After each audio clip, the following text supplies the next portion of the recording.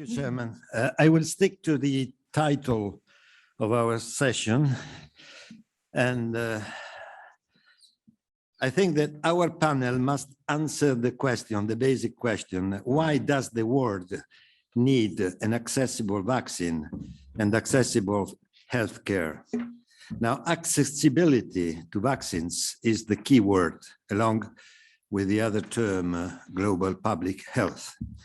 Now, the simplest answer to this issue is that the world needs more solidarity, solidarity between rich and poor countries, between backward health systems and efficient and effective, more advanced health systems. Of course, mutual love is the salt of the world. However, to be realistic, we need to give a more concrete and operational answer.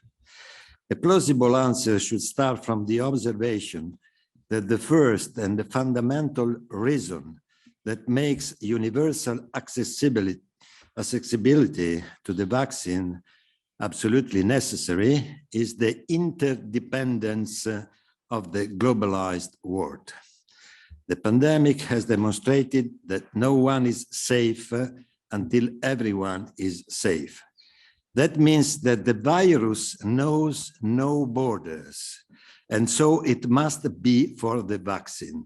This is the imperative. The events of the COVID pandemic have shown that Europe is not a closed or isolated territory, both externally and internally. The attempt by some countries to lock themselves in their shells to be safe has completely failed. The only solution is for the vaccine to circulate freely and be distributed on the basis of universal criteria of equity.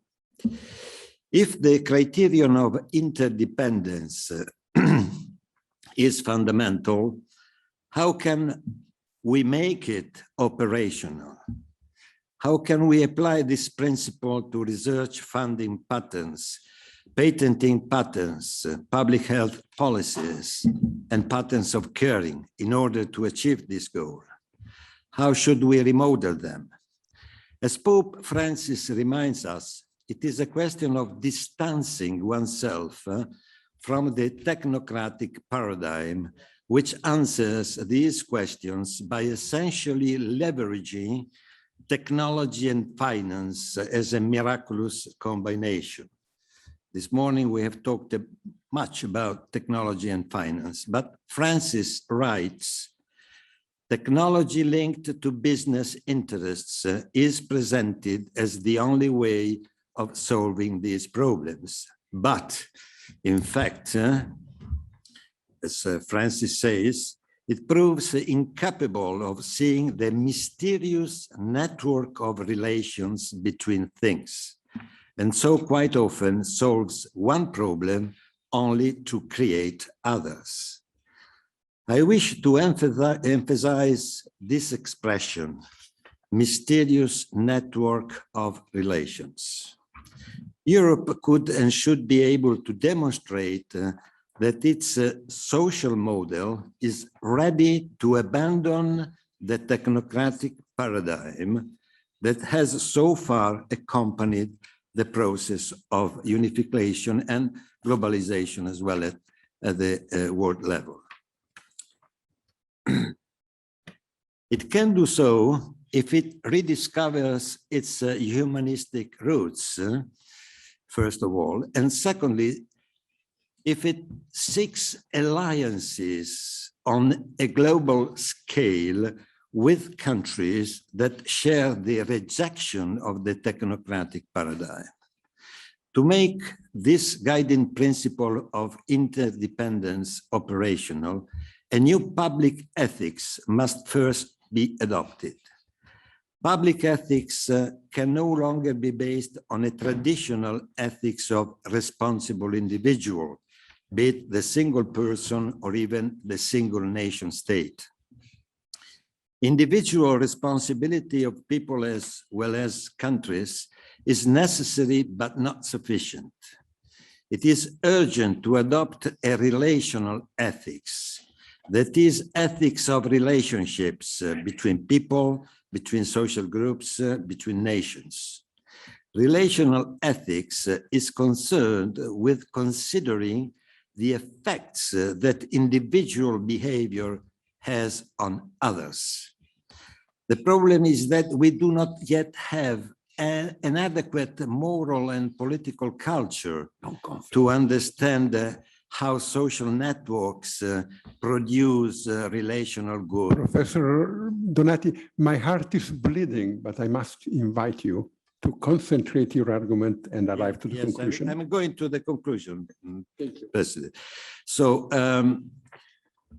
we have to understand how social networks produce relational goods, that means health for all, rather than relational evils, the spread of the pandemic.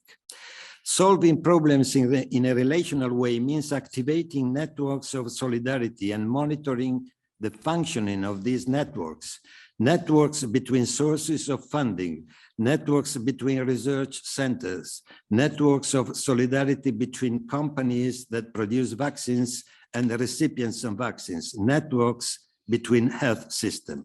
I conclude with some suggestions. First, as to research funding patterns, they must not be concentrated in a few hands, but must be distributed according to criteria of pluralism and reticularity among countries.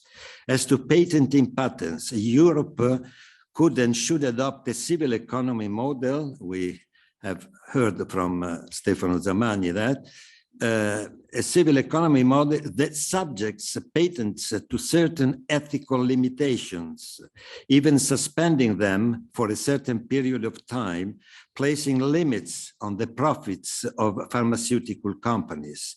As to public health policies, they should not be conceived as a compromise between the state and the market, but include the third sector, non-profit sector, and feed the autonomy of local communities, that is fostering what we call community welfare. As to patterns of caring, the ways of dealing with the pandemic have been inspired by actions of increasing sanitation of care, whereas the pandemic requires a more appropriate attention to social relations and new forms of social assistance as a relational service. I have no time to get into that.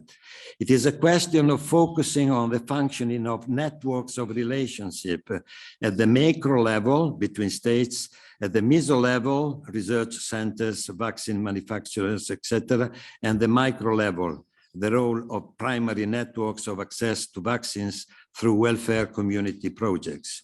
It is a question of adopting a new relational paradigm, not the technocratic paradigm of access to fundamental goods, which will be useful and necessary for any new pandemic.